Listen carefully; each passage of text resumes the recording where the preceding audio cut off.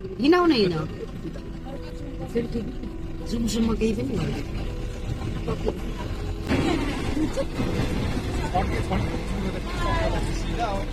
जानिन नि त हड्डी भल्यो बस्छ भेला गरेको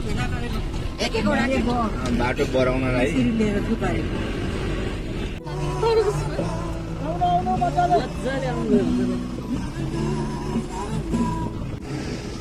ल है अहिले हामी चाहिँ लाङटाङ जाने क्रममा चाहिँ भर्खर स्याब्रे बेसी आइपुगेको छौँ है यस्तो रहेछ यहाँ खानासाना खाएर चाहिँ उकालो लागेर चाहिँ के अरे शेर्पा गाउँ पुग्ने चाहिँ हाम्रो उ छ प्लान छ अब हेरौँ जानु जोइ आऊ न छिटो हिँड अगाडि अगाडि हिँड हिँड ए दिदी त टोइलेट पो अरे भाइहरू आएन हिँड्नु नि त अगाडि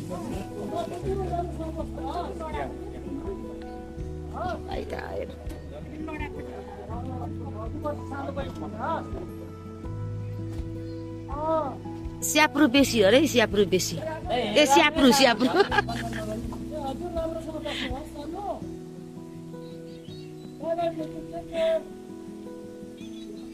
दिदी चाहिँ कता गएको अरे टोइलेट अरे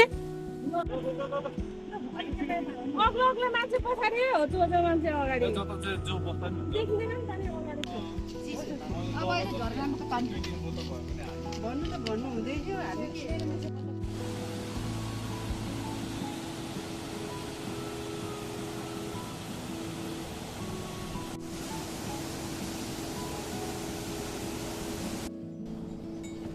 शेर्पा गाउँमा चाहिँ हामी बास बसेर लाग्दैछौँ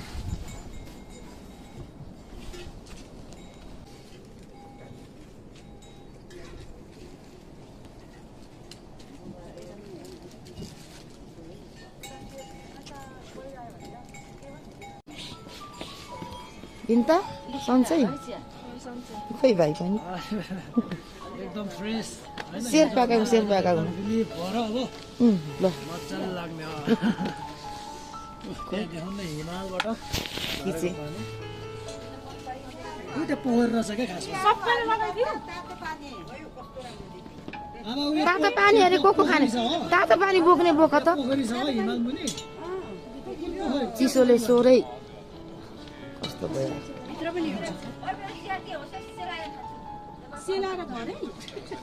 शेर्पा गाउँ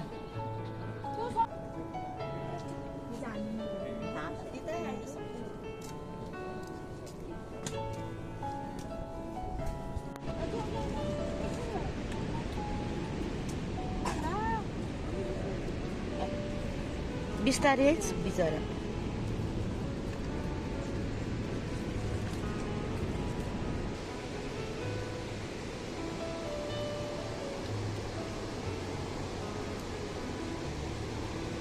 ल बल गरौँ है बल गरौँ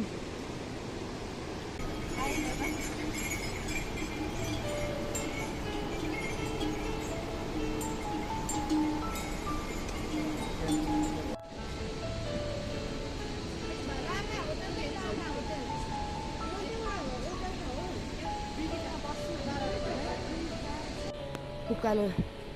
लागिरहेको अवस्था है गाइज अब त उकालो रहेछ आइज छिटो अब त उकालो छ अरे रोइ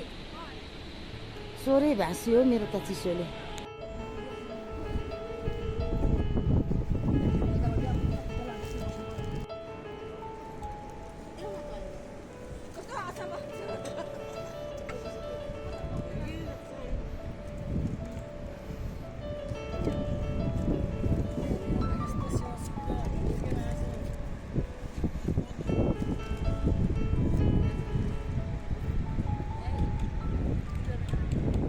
बल्ल तल यहाँ आइपुग्यो है गाइज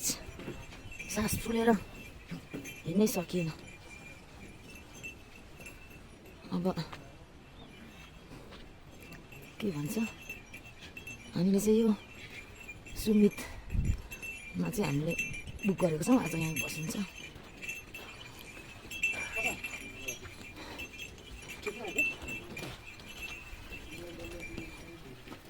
यहाँ चाहिँ हो हामी आज बस्ने आज यहाँ बसेर भोलि चाहिँ लाङटाङ अलि चाँडै पुगिन्छ भन्ने चाहिँ यहाँ हाम्रो भाइहरूको भनाइ चाहिँ छ। हेरौँ आज चाहिँ हामी शेर्पा गाउँबाट आएको शेर्पा गाउँबाट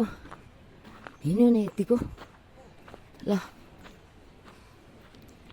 यो है हाम्रो चाहिँ उयो रहेछ